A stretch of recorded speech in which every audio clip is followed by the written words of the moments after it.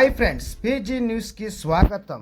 Kuwait దేశం నుండి diesel నిల్వ చేయడానికి మరియు అక్రమంగా రవాణా చేయడానికి ఉపయోగించే ఆల్ అబ్దాలీలోని ఒక పొలంలోకి తమ సిబ్బంది చొరబడ్డారని అంతర్గత వ్యవహారాల మంత్రిత్వ శాఖ శనివారం ప్రకటించింది.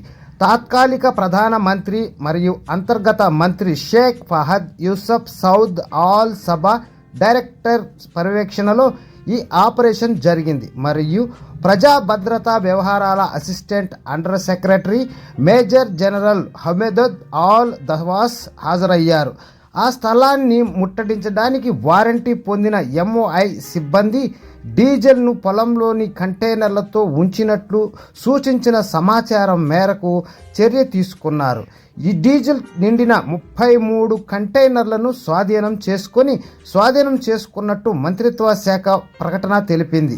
బలగాలు పంపులను కూడా స్వాధీనం చేసుకొని 9 మందిని అరెస్టు చేశాయని, చట్ట విరుద్ధ కార్యకలాపాలకు సూత్రధారిగా అనుమానిస్తున్న ఒక పౌరుడు కూడా ఉన్నారని మంత్రిత్వ శాఖ ప్రకటనలో తెలిపింది.